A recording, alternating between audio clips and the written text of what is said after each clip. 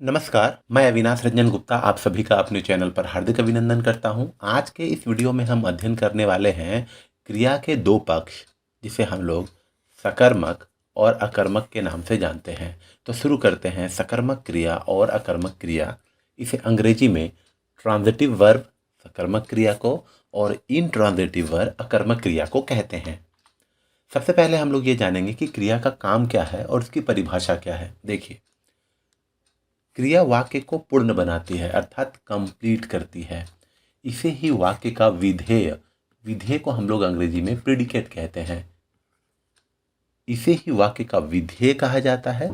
इस शब्द से किसी काम का होना या करना समझा जाता है, जैसे पढ़ना, खाना, पीना, जाना इत्यादि। क्रिया का सामान्य रूप, नॉर्मल रूप क्या है? देखिए, क्रिया का सामान्य रूप ना अंत वाला होता है, अर्थात जिस शब्द के अंत में ना होता है वही क्रिया माना जाता है। लेकिन हाँ, ये बात आपको याद रखनी है कि यदि किसी काम या व्यापार का बोध ना हो तो ना अंत वाला क्रिया नहीं कहला सकता। जैसे देखिए, खा से खाना बना, तो खा से किसी क्रिया या व्यापार का बोध हो रहा है।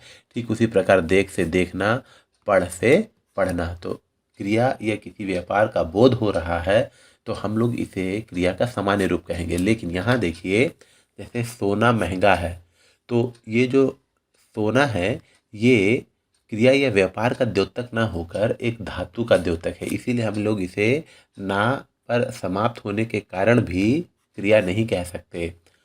यह एक आंख से काना व्यक्ति है। ठीक है, तो ये काना क्या है? एक विशेषण है।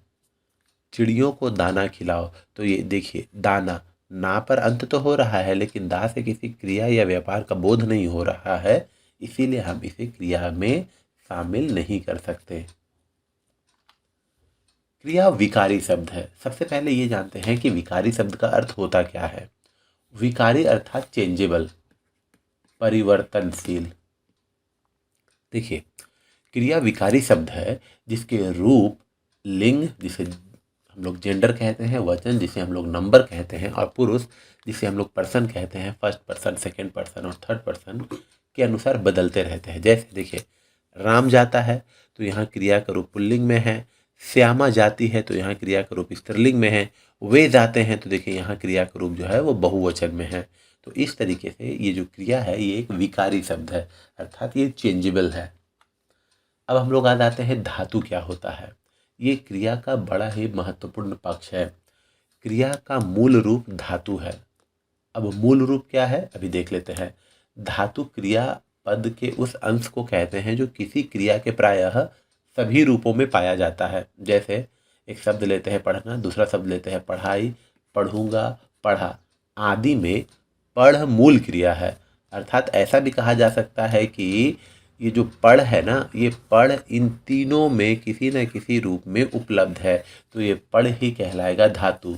और हिंदी में जो मूल धातु है वो स्वरांत है, ना कि व्यंजनांत। स्वरांत जिसका अंत स्वरों पर होता है। जैसे मैंने यहाँ लिखा पढ़, तो ढ़ में अ छुपा हुआ है। तो हिंदी के जितने भी मूल क्रियाएं या धातु होती हैं वह स्वरांत होती है, अर्थात स्वरों पर ही अंत होता है उसका, व्यंजनों पर नहीं। संस्कृत की जो क्रियाएं होती हैं वो व्यंजनों पर भी अंत होती हैं और स्वरों पर भी। लेकिन हिंदी की जितनी भी क्रियाएं होती हैं मैक्सिमम 100% आप समझ लीजिए स्वरों पर ही अंत होती हैं। और एक बात, अगर आप नॉर्मली किसी क्रिया के मूल रूप को पहचानना चाहते हैं तो उसके आगे सिर्फ तू लगाइए, तो मैक्सिमम टाइम आपको क्रिया का मूल रूप पता चल जाएगा। जैसे तू पढ़, तू लिख, तू गा, तू खा, तू सो, तू पी। तो इस तरीके से हम लोग ये देख लेते हैं कि तू लगाने पर हम लोगों को क्रिया के मूल रूप का ही पता चलता है या धातु रूप का पता चलता है। अब हम लोग आ जाते हैं क्रिया के भेद। देखिए, क्रिया के नॉर्मली दो भेद हैं। अकर्मक, इसे हम लोग इंट्रांजिटिव कहते हैं, और दूसरा जो है सकर्मक, इसे हम लोग ट्रांजिटिव कहते हैं। ठीक है, अकर्मक और सकर्मक। सकर्मक और अकर्मक की पहचान कैसे होती है? आप कैसे पहचान पाएंगे कि कौन सी क्रिया सकर्मक है और कौन सी क्रिया अकर्मक? देखिए, सकर्मक और अकर्मक क्रियाओं की पहचान में हम लोग नॉर्मली क्या, किसे या किसको आदि जैसे प्रश्न लगाते हैं और हम लोगों को पता चल जाता है कि ये जो क्रिया है सकर्मक है या अकर्मक। ठीक है, क्या, किसे या किसको हम लोग ये प्रश्न लगाकर कुछ वाक्य बनाते हैं। जैसे किसे बुलाया, तो नॉर्मली हम लोग ये बोलेंगे राहुल को बुलाया, तो राहुल क्या हो गया, सकर्मक। और अगर किसे बुलाया इसका उत्तर नहीं मिल रहा है तो वह अकर्मक हो जाएगी। जैसे क्या खाया, फल खाया, तो फल एक कर्म है, तो ये हो जाएगी सकर्मक। क्या लिखता है, ये चिट्ठी लिखता है, तो यहाँ पर देख लीजिए ये चिट्ठी, ये फल, ये राहुल क्या हो जाएगा, एक प्रकार का कर्म, एक प्रकार का ऑब्जेक्ट हो जाएगा और यही कहलाएगा सकर्मक, या हम लोग इसे अंग्रेजी में कहते हैं ट्रांजिटिव। ठीक है, ओके। अब हम लोग आ जाते हैं अकर्मक क्रिया और अकर्मक क्रिया के तीन भेद। आप देख सकते हैं, ये है अकर्मक, स्थिति बोधक पूर्ण अकर्मक क्रिया, गति बोधक पूर्ण अकर्मक क्रिया और अपूर्ण अकर्मक क्रिया। ये अकर्मक क्रिया के तीन उपभेद हैं। सबसे पहले हम लोग अकर्मक क्रिया पर आते हैं। देखिए, ये बड़ा ही आसान है।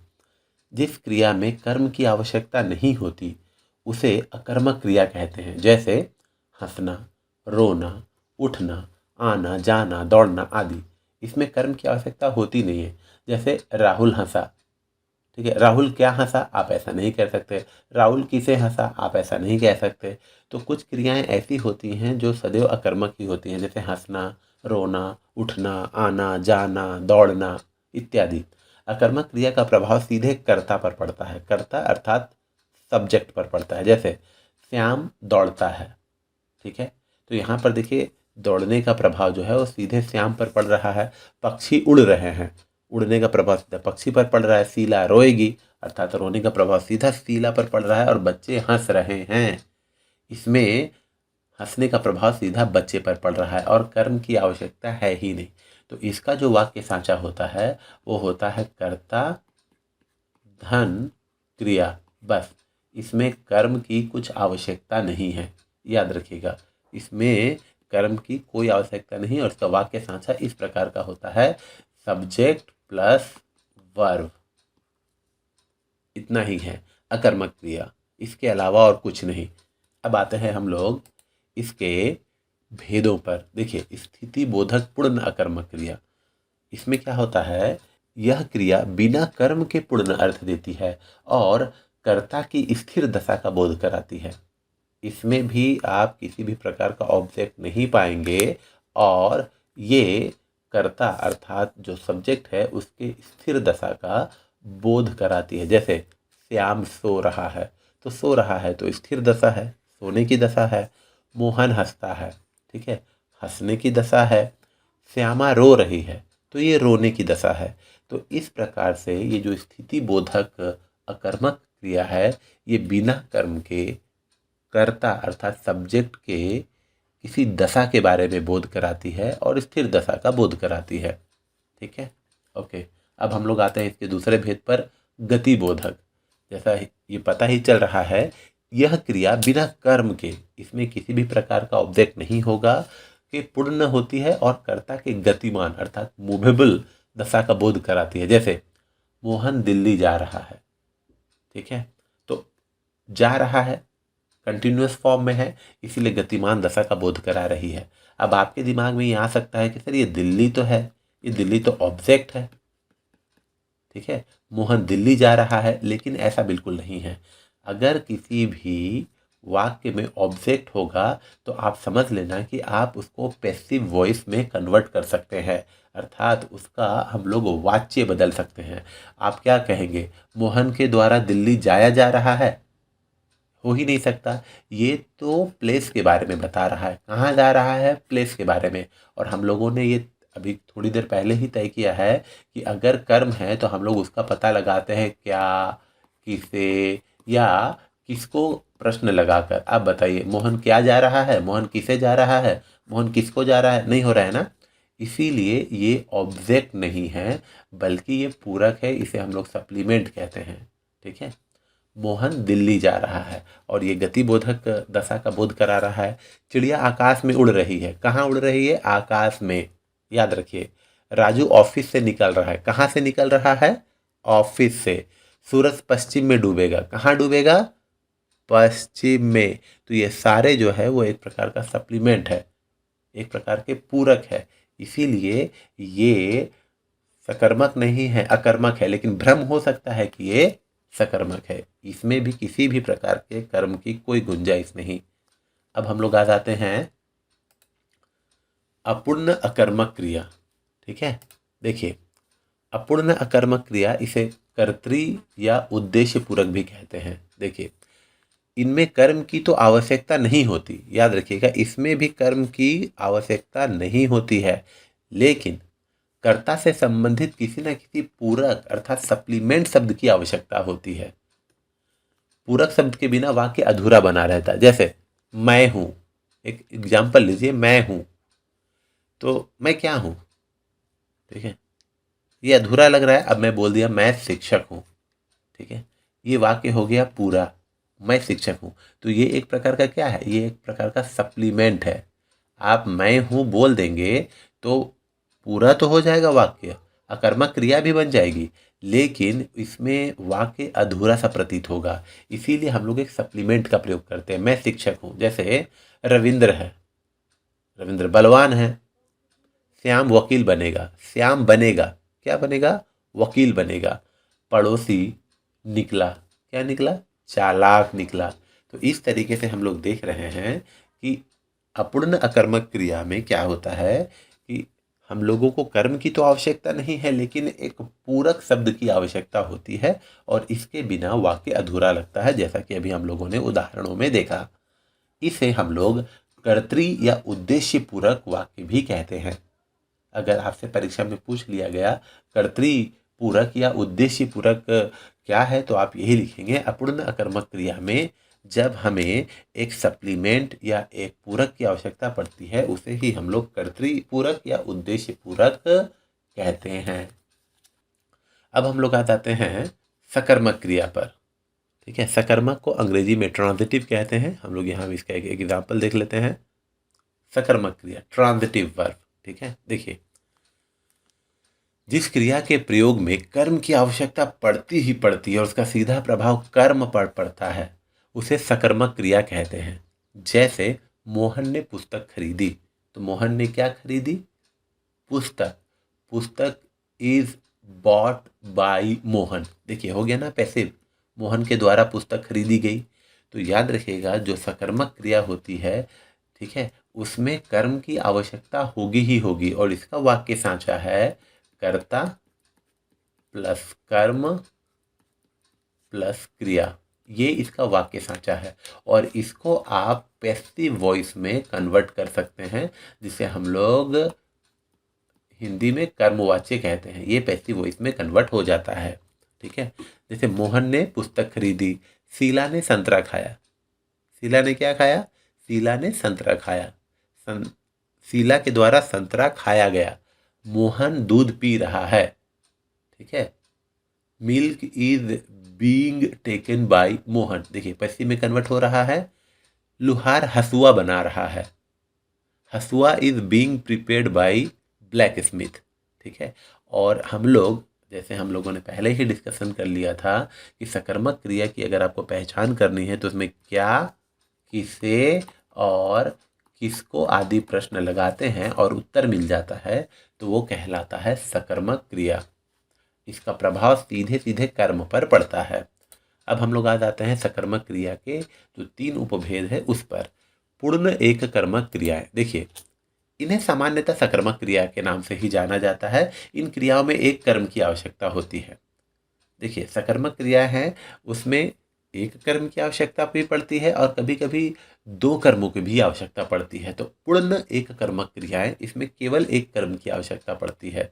जैसे राजू ने सेब काटा। क्या काटा? सेब काटा। तो काटने का प्रभाव सीधा पड़ रहा है सेब पर। मीनू खाना खा रही है। मीनू क्या खा रही है? खाना। एक कर्म है। दर्जी कमीज सिएगा। दर्जी अर्थात टेलर। ओके, क्या सिएगा? कमीज सिएगा, शर्ट सिएगा। हरीश पत्र लिखेगा। क्या लिखेगा? पत्र। तो ऐसे वाक्य जिसमें एक ही कर्म की आवश्यकता पड़ती है और वो पूर्ण अर्थ दे, उसे हम लोग कहते हैं पूर्ण एक कर्मक क्रियाएं। अब आ जाते हैं हम लोग पूर्ण द्विकर्मक क्रियाएं पर। ये द्विकर्मक क्या है, अर्थात इसमें दो कर्मों की आवश्यकता पड़ती है। पूर्ण द्विकर्मक क्रियाएं। पूर्ण द्विकर्मक क्रियाएं वे होती हैं जिनमें दो कर्मों की आवश्यकता होती ही होती है। जैसे पिता ने बेटे को पता बताया, मोहन ने सोहन को अपनी घड़ी दी, शीला ने रमा को गाना सुनाया, राम ने मोहन को किताब दी, विनोद ने मनोज को कार बेची। ठीक है, तो इस तरीके से हम लोग देख रहे हैं यहाँ पर दो कर्मों की आवश्यकता पड़ रही है। लेकिन यहाँ आपको एक बात याद रखनी है कि जब दो कर्म आते हैं तो उसमें से एक कर्म जो होता है वो मुख्य कर्म होता है और दूसरा जो कर्म होता है वो गौण कर्म होता है। जैसे पिता ने पता बताया, ठीक है, हम लोग समझ जाएंगे पिता ने पता बताया, ओके ठीक है, पिता ने पता बताया किसको, तो बेटे को। तो ये जो बेटे है वो गौण कर्म कहलाता है और पता जो है वो मुख्य कर्म कहलाता है। जैसे पिता ने बेटे को बताया, क्या बताया, हम लोगों को जानने की इच्छा होगी, पिता ने पता बताया, किसे बताया, बेटे को, ये हम लोगों को उतनी जानने की इच्छा नहीं होगी। और याद रखना को से पहले वाला जो होता है वो अधिकतर गौण कर्म होता है या अनइम्पोर्टेंट कर्म होता है। ठीक है, और इसमें अधिकतर जीवित जो होते हैं, जीवित लाइव वाले जो कर्म होते हैं, जिंदा वाले जो कर्म होते हैं वो अधिकतर गौण कर्म होते हैं। जैसे मोहन ने सोहन को अपनी घड़ी दी, मोहन ने अपनी घड़ी दी, ओके, किसे दी, तो हाँ सोहन को दी। शीला ने रमा को गाना सुनाया, शीला ने गाना सुनाया, ओके, किसे, रमा को। हम लोग जानने की इच्छा है तो पूछेंगे, नहीं तो चल जाएगा ऐसे भी। राम ने मोहन को किताब दी, राम ने किताब दी, किसे, मोहन को, ओके। विनोद ने मनोज को कार बेची, विनोद ने कार बेची, ओके, किसे बेची, मनोज को। ये उतना इंपॉर्टेंट नहीं है। तो इस तरीके से हम लोग देखते हैं पूर्ण द्विकर्मक क्रियाओं में जो जीवित कर्म होते हैं और को से पहले वाले होते हैं वो अधिकतर गौण होते हैं, और बाद वाले कर्म जो होते हैं जो अधिकतर डेड होते हैं वो इम्पॉर्टेंट कर्म होते हैं या मुख्य कर्म होते हैं। अब आ जाते हैं हम लोग अपूर्ण सकर्मक क्रियाएं पर। ये वे क्रियाएं हैं जिनमें कर्म रहते हुए भी कर्म के किसी पूरक शब्द की आवश्यकता बनी रहती है, वरना अर्थ अपूर्ण रहता है। अर्थात कर्म तो होता ही है लेकिन कर्म के साथ साथ ना हम लोगों को एक पूरक, जैसे हम लोगों ने अकर्मक क्रियाओं में देखा था, मैं हूँ तो मैं क्या हूँ, तो मैं एक शिक्षक हूँ, पूरक, तो इसमें भी किसी न किसी सप्लीमेंट की आवश्यकता बनी रहती है। ठीक है, जैसे यहाँ देखिए, सोहन अमित को मूर्ख समझता है, क्या समझता है, मूर्ख, तो ये मूर्ख क्या है, ये एक सप्लीमेंट है। ठीक है, छात्रों ने दीपक को अपना डैश चुना, क्या चुना, प्रतिनिधि चुना। ठीक है, तो यहाँ पर बिना प्रतिनिधि के ही वाक्य अधूरा सा लगेगा। वह तुम्हें मित्र मानता है, वह तुम्हें क्या मानता है, मित्र मानता है। सभी लड़के इंद्रपाल को बेवकूफ बनाते हैं, क्या बनाते हैं, बेवकूफ बनाते हैं। तो इस तरीके से इसमें कर्म की तो आवश्यकता है लेकिन कर्म किसी पूरक शब्द के साथ ही आता है।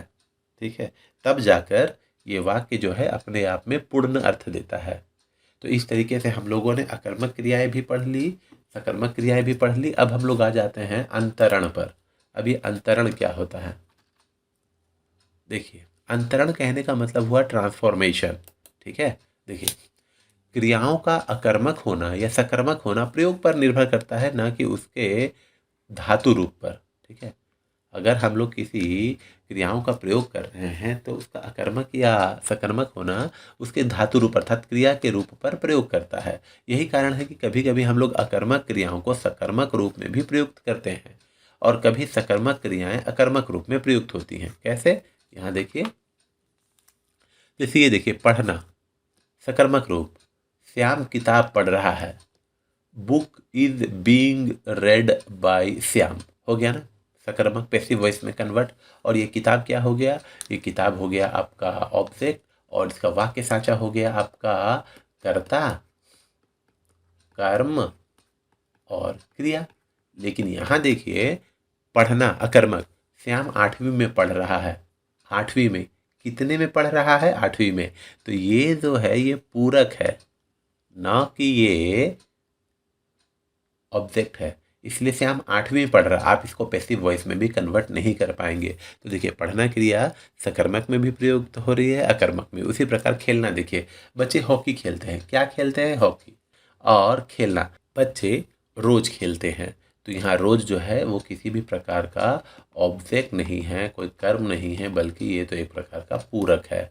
ठीक है, ये था अंतरण। अब अंतरण किस किस कंडीशन पर होता है? देखिए प्रथम को और 3 अक्षरों के धातु, कैसे? देखिए 2 अक्षरों के धातु के प्रथम को और 3 अक्षरों के धातु के द्वितीय अक्षर को दीर्घ करने से अकर्मक धातु सकर्मक हो जाता है। जैसे 2 अक्षरों के धातु के प्रथम को, याद रखिएगा जब 2 अक्षर, अब आपको लग रहा है यहाँ 3 वर्ण है लेकिन अक्षर 2 है, इस पर मैंने एक स्पेसिफिक वीडियो बनाया हुआ है अक्षर पर, आप उसे जरूर देख लीजिएगा।